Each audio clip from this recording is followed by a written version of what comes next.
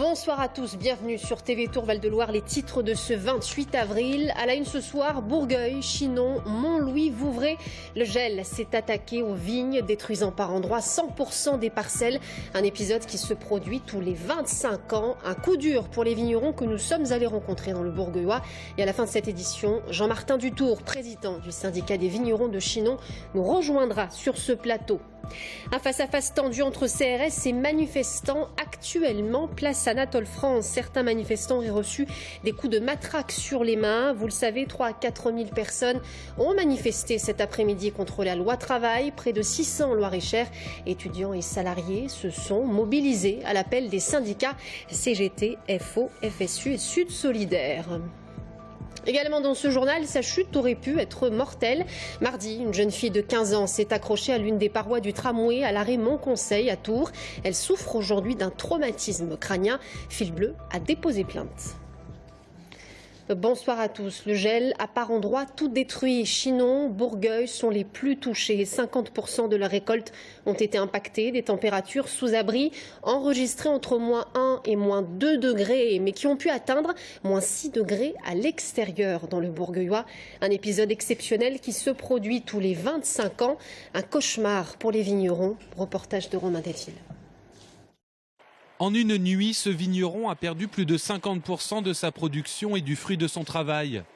Le fruit, justement, est encore à l'état de bourgeon en avril et a subi le gel dans la nuit de mardi à mercredi. L'effet du gel a provoqué comme une immense brûlure sur toute la parcelle. Et là, on voit très bien que les bourgeons ont été complètement brûlés. En fait, les cellules végétales ont explosé sous l'effet de la glace.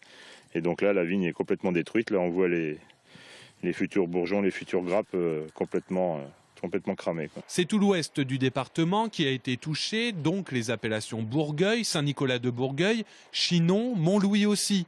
Ce viticulteur a perdu lui aussi 60% de sa production. Ça aurait pu être pire sans son système éolien qui a pu sauver 3 hectares. Il y a 2 hélices qui tournent très vite en fait et qui vont mélanger les différentes couches de masse d'air. Et donc on va réussir à maintenir la température et éviter qu'elle ne descende de trop et pour provoquer des dégâts sur la vigne. Et en plus donc les 2 hélices tournent autour de l'axe. Donc on crée en fait comme un coup de vent en fait toutes les 4 minutes 30 au même endroit. Face à des cadavres de bourgeons, les vignerons ont pris un coup sur la tête, moralement et économiquement. La situation est d'autant plus tendue pour les vignerons qui se sont installés récemment, car ils ont peu de réserves. On va voir dès demain les services de l'État pour demander un accompagnement des entreprises et puis on va demander aux banques et aux comptables de préparer au mieux les vignerons à passer ce cap extrêmement compliqué à franchir. La solidarité entre vignerons va être compliquée à organiser car le gel, contrairement à la grêle, n'est pas sectorisé et touche donc tous les vignobles concernés. Un tremblement de terre a secoué l'ouest de la France ce matin. Vers 8h45, des secousses se sont fait ressentir en Charente-Maritime, entre La Rochelle et Rochefort, et même jusqu'en Vendée, plus au nord. La terre aurait également tremblé aux alentours de Nantes et d'Angers. Selon le réseau national de surveillance sismique, le séisme était de magnitude 5 et son épicentre situé entre Rochefort et La Rochelle. Des secousses ressenties jusqu'en Touraine. Écoutez. Ça s'est passé vers 9h moins le quart, quelque chose comme ça. J'étais dans mon lit et j'ai ressenti une espèce de petite secousse, comme s'il y avait des travaux en fait chez moi, sauf que du coup il n'y avait pas de bruit. Donc ça m'a paru un peu bizarre, c'était rien de très perturbant. Ça a duré 2-3 secondes, vraiment un léger tremblement.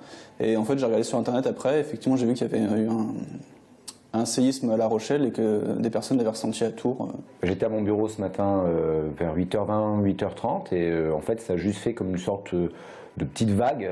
Et ça fait un peu une petite perte d'équilibre. Et c'est surtout moi, ma bouteille d'eau qui était à côté de ma cafetière qui m'a indiqué qu'on avait été un peu secoué parce qu'elle a mis quasiment 1 minute à retrouver l'équilibre. Suspicion d'intoxication alimentaire au lycée Saint-Grégoire qui aurait touché plusieurs dizaines d'élèves et certains professeurs de l'établissement. La direction départementale de la protection des populations réalise actuellement des analyses d'échantillons témoins. L'hypothèse d'une épidémie de gastro-entérite n'est pas écartée par le chef d'établissement.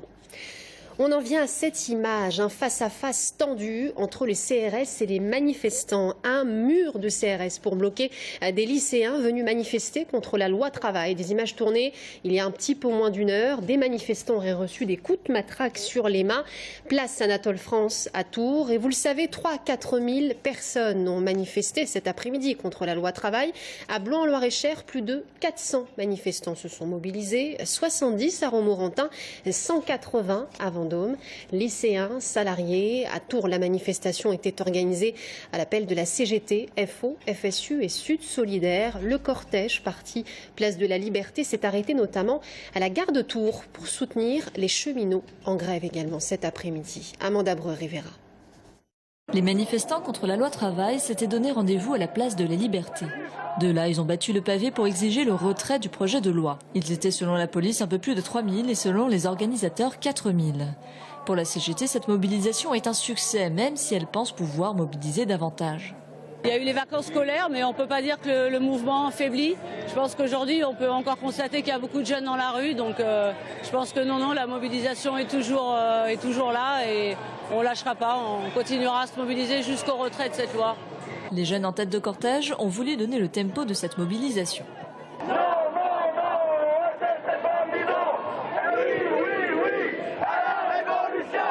Parmi eux, beaucoup d'étudiants grévistes et de jeunes communistes décidés à poursuivre coûte que coûte la contestation, malgré la main tendue du gouvernement. Continuent à défiler parce qu'ils ne sont pas du tout revenus sur la loi travail. Ils ont modifié des choses dans le texte. Ils ont essayé d'amadouer les jeunes en invitant notamment l'UNEF au niveau du gouvernement pour les amadouer et leur donner des miettes de pain, alors que nous, ce qu'on veut, c'est le retrait pur et simple de la loi. On ne veut pas des miettes de pain maintenant pour crever la dalle après. Une partie du cortège s'est arrêtée devant le parvis de la gare, en solidarité avec la grève des cheminots.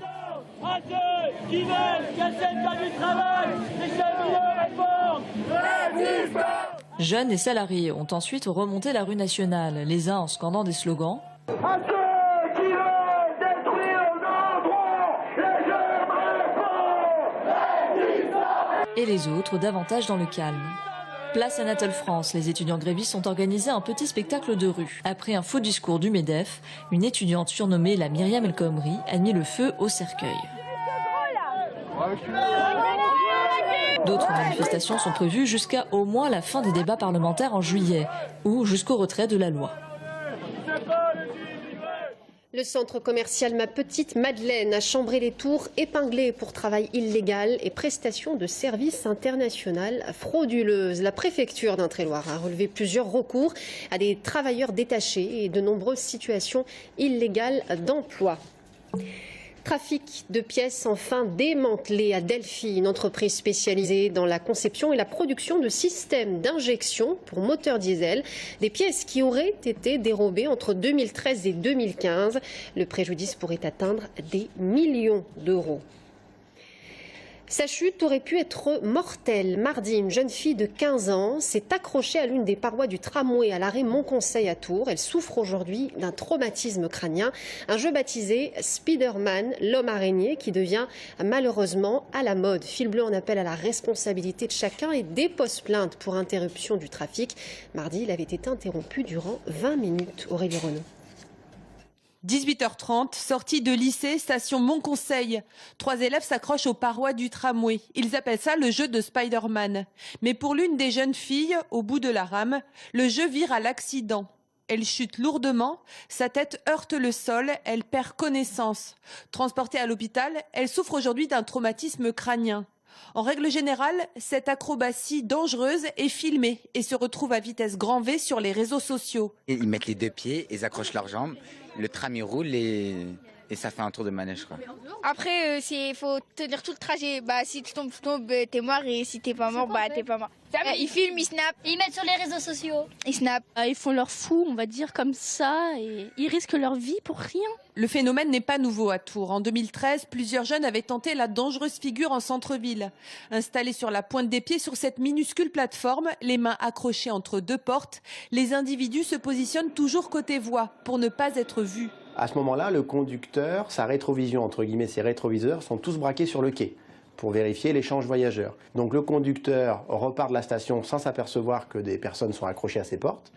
Et c'est à partir environ 50 mètres après la station qu'il peut potentiellement voir des jeunes accrochés. Mais là, la vitesse est très élevée.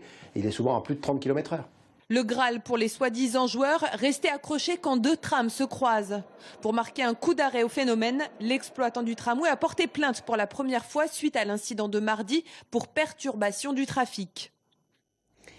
Un secteur qui emploie près de 50 000 salariés en France, la production pharmaceutique industrielle. Un congrès se tenait à Tours, au Vinci, aujourd'hui, 11e édition cette année.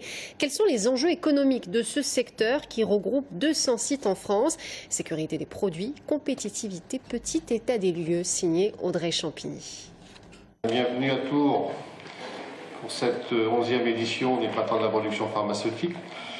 Placé cette année sous le thème des grands enjeux et défis des sites industriels pharmaceutiques français. Innovation, attractivité, compétitivité, voilà les différents enjeux et défis qui attendent la production pharmaceutique pour ces prochaines années. Un secteur qui emploie 49 000 salariés sur plus de 200 sites en France. Mais contre toute attente, la croissance en termes d'emploi dans cette filière est en baisse depuis déjà 3 ans. La faute à de profondes mutations et une concurrence féroce des autres pays. La France bénéficie d'un secteur pharmaceutique fort, compétent, de très grande qualité. L'Europe du médicament existe. On a des pays qui vont plus vite dans l'accès aux médicaments. Ça fait qu'il y a des décisions d'aller vers ces pays-là et c'est au détriment de la France. Et ça se traduit par moins de nouvelles molécules en France, peu de renouvellement et donc aujourd'hui une production principalement sur des produits matures. Et c'est cela qu'il faut qu'on protège. Autre point abordé lors de ce congrès, une meilleure pratique sur la sérialisation, soit l'étiquetage et le suivi des médicaments. L'objectif, c'est de pouvoir à terme lutter contre la contrefaçon, puisque en fait, chaque numéro étant unique, on va pouvoir au niveau du point de dispensation, que ce soit donc la pharmacie ou l'hôpital, s'assurer que le produit n'a pas, ce même numéro de série n'a pas déjà été revendu par ailleurs. Pour faire face à ces nouveaux défis et ces nouvelles évolutions, 4 ateliers pratiques étaient proposés aux 150 participants qui ont pu échanger et explorer des pistes de travail. 21 462 €, c'est la somme que devra verser le Tours FC Olivier Pantaloni, soit 1 mois de salaire. Le Conseil des prud'hommes a jugé que l'ancien entraîneur du club tourangeau avait rompu son contrat, certes, mais pas de façon abusive, le 21 octobre 2014. 3 semaines après, vous le savez, il prenait les rênes de l'AC Ajaccio. Je précise que le Tours FC réclamait 368 000 € à titre de préjudice. Toujours en sport, le TVB s'est incliné lors de la demi-finale retour à Paris, défaite 3-7-2. Il y aura donc bien un match d'appui pour départager les équipes puisque, je vous le rappelle, les Tourangeaux avaient remporté le match aller. La rencontre se jouera samedi soir 20h au Palais des Sports. À suivre, 50% de la récolte détruite par le gel à Chinon, puis à Bourgueil. Certaines parcelles ont été détruites à 100%. Un épisode exceptionnel et cauchemardesque qui se produit tous les 25 ans. Un coup dur pour les vignerons. On en parle tout de suite avec Jean-Martin Dutour.